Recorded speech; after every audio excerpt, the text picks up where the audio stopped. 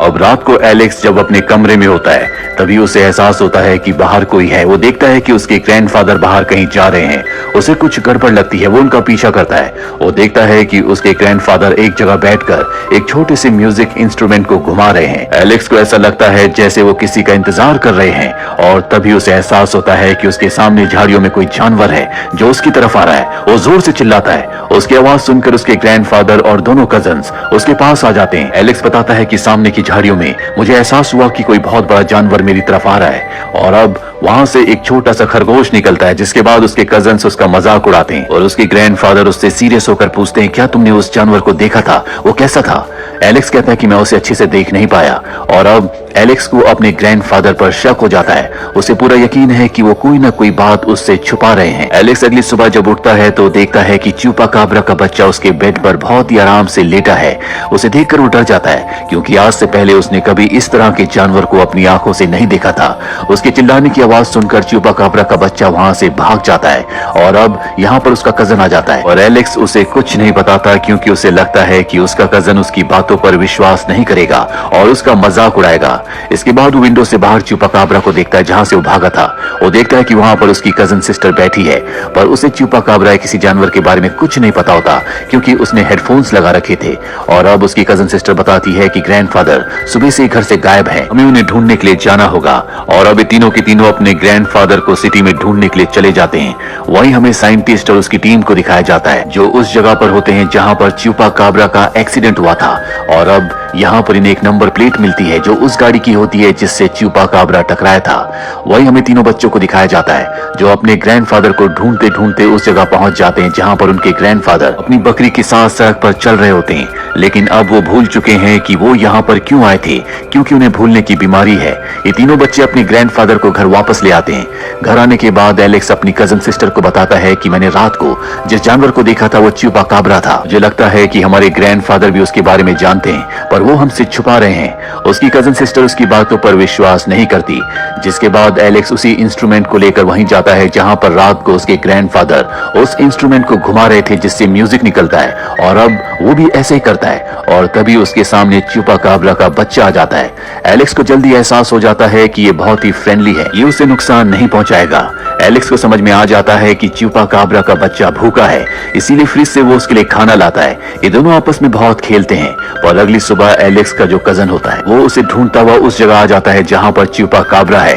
हालांकि चुपाकाब्रा ऊपर होता है और अगले पल वो उसके सामने आ जाता है जिससे एलेक्स का कजन बहुत डर जाता है। एलेक्स उसे समझाता है कि ये तुम्हें नुकसान नहीं पहुंचाएगा और जल्दी इन सब की दोस्ती हो जाती है।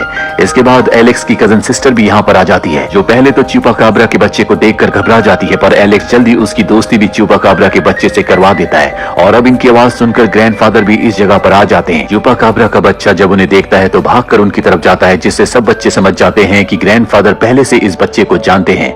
और अब ग्रैंडफादर सबको बताते हैं कि कुछ दिन पहले एक बहुत बड़ा जानवर मेरी गाड़ी से टकराया था। पहले तो मुझे लगा कि वो कोई आम जानवर होगा पर कुछ ही देर बाद मुझे एक छोटा सा मिथिकल क्रिएचर मिला जिसे चुपाकाब्रा कहा जाता है। मुझे समझ में आ गया कि इसकी मॉम ही मेरी गाड़ी से टकराई थी। इसके बाद मैंने बहुत कोशिश की कि इसके पेरेंट्स को ढूंढ सकूं। मैं कई बार उस जगह पर गया पर मुझे वहां पर कोई नहीं मिला और अब बहुत सारे सरकारी लोग इस चुपाकाब्रा को ढूंढ रहे हैं और अगर ये मासूम चुपाकाब्रा उनके हाथ लग गया तो वो इसके ऊपर बहुत सारे एक्सपेरिमेंट करेंगे, रिसर्च करेंगे जिससे इसे बहुत तकलीफ होगी। हमें किसी भी कीमत पर इस बच्चे को बचाना होगा। कुछ देर के बाद साइंटिस्ट यहाँ पर अपने एक आदमी के साथ आ जाता है और ग्रैंडफादर से पूछता है क्या तुमने किसी चुपाकाब्रा के बच्चे को या अजीब से जानवर को देखा? वो साफ साफ मना कर देते हैं लेकिन साइंटिस्ट को उन पर शक हो जाता है।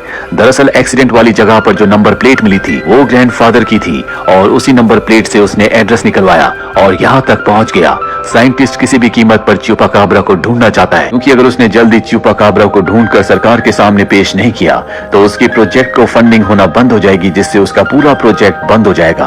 और अब उसके जाने के बाद ग्रैंडफादर एलेक्स को रेसलिंग सिखाने की कोशिश करते हैं जिसमें एलेक्स का बिल्कुल इंटरेस्ट नहीं होता पर जब बार बार उसके ग्रैंडफादर उसे प्रोवोक करते हैं तो गुस्से में एलेक्स उन्हें जोर से धक्का देता है जिससे उसके ग्रैंडफादर सर के बल गिर जाते हैं और बेहोश हो जाते हैं। जिसके बाद ये डॉक्टर को बुलाते हैं। डॉक्टर उन्हें दवा देकर चला जाता है है और ठीक इसी वक्त तीनों बच्चों को गराज से चुपाकाब्रा की आवाज आती है।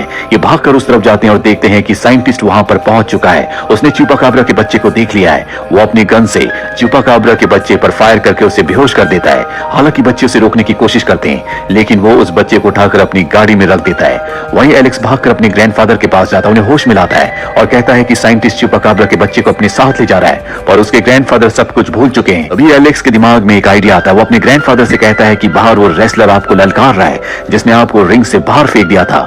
ये सुनकर उसके ग्रैंडफादर आग बबूला हो जाते हैं और अब वो अपने रेसलिंग मास्क को पहनकर बाहर आते हैं, जहां पर साइंटिस्ट उनके सामने होता है। इससे पहले कि साइंटिस्ट कुछ समझ पाता, उसके ग्रैंडफादर अपनी रेसलिंग की टेक्निक से दोनों पैरों से उड़ते हुए उसे लात मारकर गिरा देते हैं और इसके बाद तीनों बच्चे ग्रैंडफादर को बाहर गाड़ी के पास लाते हैं, जो कि साइंटिस्ट की गाड़ी है, और इस गाड़ी को लेकर इस जगह से निकल जाते हैं क्योंकि इसमें चुपाकाब्रा भी है। अब ग्रैंडफादर को बहुत सारी बातें याद आ चुकी है। ग्रैंडफादर इन्हें उस जगह ले जाते हैं जहां पर चुपाकाब्रा की मॉम उनकी गाड़ी से टकराई थी। ये चुपाकाब्रा को अब बाहर निकालते हैं, जिसके बाद चुपाकाब्रा एक तरफ भागना शुरू कर देता है जैसे उसे अपने घर का रास्ता पता चल गया हो। वही साइंटिस्ट ने अपने लोगों को इन्फॉर्म कर दिया था, इसीलिए वो सब के सब इस तरफ आ रहे होते हैं। वहीं चुपा भागता हुआ एक पहाड़ी चट्टान के किनारे पहुंच जाता है। एलेक्स भी वहां पहुंच जाता है और अब चुपा यहाँ से जोर से आवाजें लगाता है और तभी चट्टान के दूसरी तरफ से भी आवाज आती है। चुपा बहुत छोटा है, वो उड़ नहीं सकता। एलेक्स को समझ में आ जाता है कि इस खाई के दूसरी तरफ चुपा का पूरा परिवार है। चुपा से वो बहुत प्यार करता है, दोनों एक दूसरे के दोस्त हैं, पर अब उसे चुपा को यहाँ से जाने देना होगा। इस खाई को पार करने के लिए एक पाइप लगा होता है। चुपा उसके ऊपर से दूसरी तरफ चला जाता है और अब एलेक्स उदास होकर जब यहाँ से जा रहा होता है तभी उसके सामने एक टाइगर आ जाता है, जिससे डरकर एलेक्स उस पाइप के ऊपर चला जाता है जहाँ से चुपा गया था और अब टाइगर भी उसके पीछे जा रहा होता है। लेकिन तभी यहाँ पर ग्रैंडफादर और उसके कजन्स आ जाते हैं। ग्रैंडफादर टाइगर को यहाँ से भगा देते हैं और अब जब एलेक्स वापस आ रहा होता है तो पाइप जो कि बहुत पुरानी है वो टूटने लगती है। वो एक पतली पाइप के साथ लटक जाता है। तभी वहाँ पर चुपा आ जाता है जो उसे गिरने से बचा लेता है। चुपा ने अब उड़ना भी सीख लिया है, इसीलिए वो उसे चट्टान के किनारे ले आता है। अभी वहाँ पर साइंटिस्ट आ जाता है जो अपनी गन से चुपा के बच्चे को बेहोश करके उठा लेता है। उसके पास स्टिक है जो कि इलेक्ट्रिक है, उससे करंट लगाकर वो किसी को भी बेहोश कर सकता है। इसीलिए यहाँ पर एलेक्स के ग्रैंडफादर उस तक नहीं पहुंच पाते और साइंटिस्ट यहाँ चुपा के बच्चे को एक बार फिर से अपनी गाड़ी में रखकर इस जगह से निकल जाता है। ये चारों के चारों उदासी भरी आंखों से उसे देखते रहते हैं, पर साइंटिस्ट जैसे ही थोड़ा सा आगे जाता है उसके सामने चुपाकाब्रा का पूरा परिवार आ जाता है जो उसकी गाड़ी को रोक लेते हैं और अब साइंटिस्ट गाड़ी से उतरकर चुपाकाब्रा के बच्चे को अपने पास पकड़ लेता है और सभी चुपाकाब्रा से कहता है कि अगर तुम मेरे पास आए तो मैं इस इलेक्ट्रिक स्टिक से तुम्हारे बच्चे को मार दूंगा। चुपाकाब्रा डर जाते हैं। दरअसल बहुत ही समझदार क्रीचर्स होते हैं जो इंसानों के जेस्चर्स को समझते हैं। ठीक उसी वक्त यहाँ पर ग्रैंडफादर पीछे से उसका हाथ पकड़ लेते हैं, जिस वजह से उसे चुपाकाब्रा को छोड़ना पड़ता है और अब ग्रैंडफादर उस साइंटिस्ट को एक धोबी पछाड़ लगाकर जमीन पर धूल चटा देते हैं। चुपाकाब्रा एक बार फिर से अपने परिवार के साथ है। वो एलेक्स को अलविदा कहता है, जिसके बाद वो अपने परिवार के साथ चला जाता है। कुछ दिन और यहाँ बिताने के बाद एलेक्स भी अपने घर के लिए रवाना हो जाता है, लेकिन अब वो पूरी तरह से बदल चुका है। उसकी जिंदगी में जो उदासी थी अब वो पूरी तरह से खत्म हो चुकी है। इस पूरे सफर ने, यहाँ की जर्नी ने उसे एक अलग एलेक्स बना दिया जो किसी से नहीं डरता, जो खुश रहना जानता है। और इसी के साथ ये फिल्म, ये कहानी यहीं पर खत्म हो जाती है। उम्मीद करते हैं कि ये कहानी आपको पसंद आई होगी।